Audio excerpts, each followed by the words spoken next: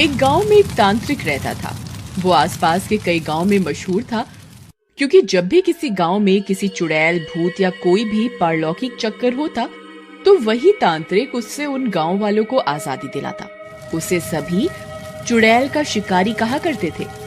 एक बार पास के इब्राहिमपुर गांव में किसी खतरनाक चुड़ैल का साया आ गया।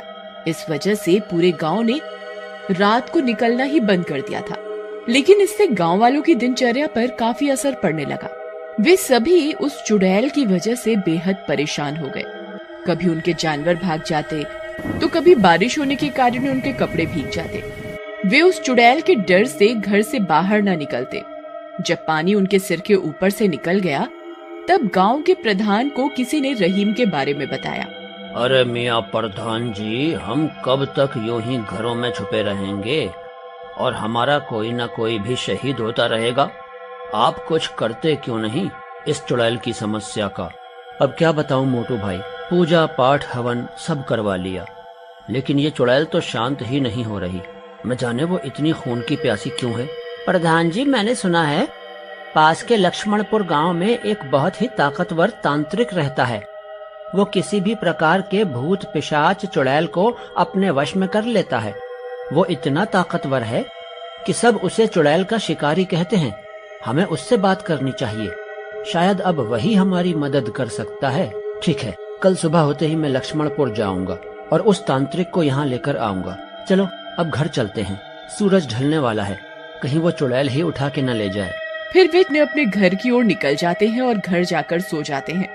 रात होने पर वह चुड़ैल गांव के ऊपर फिर उड़ती हुई आती है।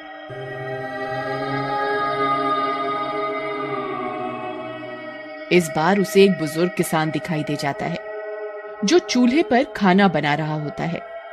वह चुड़ैल उस बुजुर्ग को बालों से पकड़ लेती है और उड़ाती हुई जंगल की ओर ले जाती है।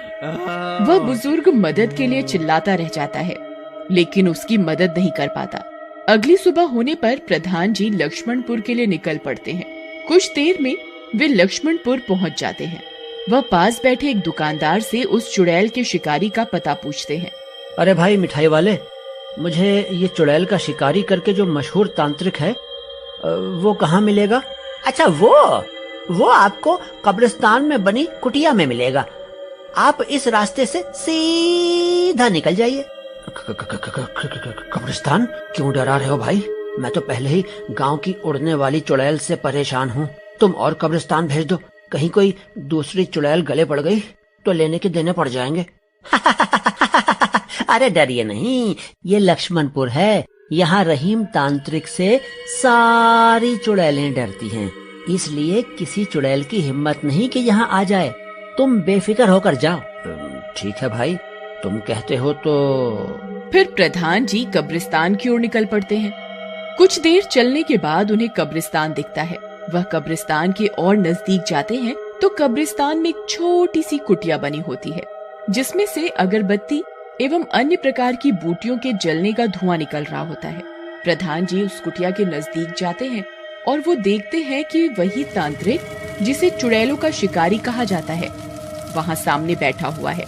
उसकी लंबी लंबी भुजाएं थी और उसने अपने पूरे शरीर पर भस्म लगाई हुई होती है। प्रधान के आने की आहट होते ही तांत्रिक की आंख खुल जाती है। आओ प्रधान, आओ, बताओ कैसे आना हुआ। प्रणाम तांत्रिक जी, आपको कैसे पता मैं प्रधान हूँ? वैसे अगर आपको ये पता है तो शायद आपको मेरी समस्या भी पता होगी। हमारे पूरे गांव पर एक उड़ने वाली चुड़ैल का साया है। शाम होते ही, सूरज ढलते ही वो गांव में उड़ती उड़ती आ जाती है और जो व्यक्ति उसे दिखाई दे जाए उसे अपने साथ उठा कर ले जाती है। इस वजह से सूरज ढलते ही गांव का कोई भी व्यक्ति घर से बाहर निकलता ही नहीं और इसी वजह से सभी गांव वालों की दिनचर्या पर असर भी हो रहा है। कई बार गांव में जंगली जानवर आ जाते हैं जो पालतू जानवरों को उठाकर ले जाते हैं। गांव वाले चुड़ैल न आ जाए इस डर से बाहर न निकलकर उन जंगली जानवरों को नहीं भगा पाते। कृपया आप हमारी मदद करें। ठीक है, मैं तुम्हारी मदद करूंगा।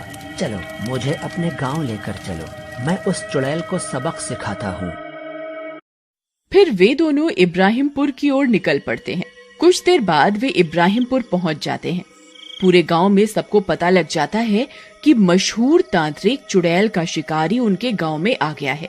कई गांव वाले तांत्रिक से विनती करने आ जाते हैं। तांत्रिक महाराज, आप रक्षा करें। इस गांव की वो मक्कार चुड़ैल सब कुछ खत्म किए जा रही है।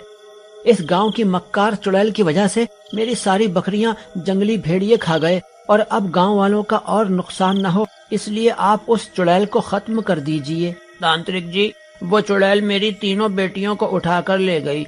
न जाने उसने इस गांव की कितनी माओं की गोद सूनी कर दी। आप हमारी मदद करें। ठीक है, डरो नहीं, मैं उस चुड़ैल को जरूर खत्म कर दूंगा। सभी गांव वाले बहुत परेशान हो जाते हैं एवं तांत्रिक की जय जयकार करने लगते हैं। चुड़ैल का शिकारी जिंदाबाद, जिंदाबाद। आज सभी गांव वाले सूरज ढलते ही अपने अपने घरों में चले जाएंगे और मैं बाहर घूमूंगा, जिससे वो चुड़ैल मुझे ले जाए और मैं उसका ठिकाना जान सकूं। फिर मैं उसे खत्म कर दूंगा। पर शिकारी जी, आप तो उसे अपनी शक्तियों से यहीं पर खत्म कर सकते हैं। फिर आप उसके ठिकाने क्यों जाना चाहते हैं? वो जिन लोगों को उठाकर ले गई है, क्या मालूम वो उनको खा गई या बलि दे दी या फिर क्या किया, ये तो उसके ठिकाने पर जाकर ही पता लगेगा। इसलिए मैं उसका ठिकाना जानना चाहता हूँ। आप तो बहुत चतुर हैं शिकारी जी, मैं मान गया आपको। चुड़ैल का शिकारी जिंदाबाद। फिर वे सब अपने अपने घरों में चले जाते हैं और चुड़ैल का शिकारी वहीं एक पत्थर पर जाकर बैठ जाता है। थोड़ी देर में वह चुड़ैल वहां उड़ती हुई आ जाती है।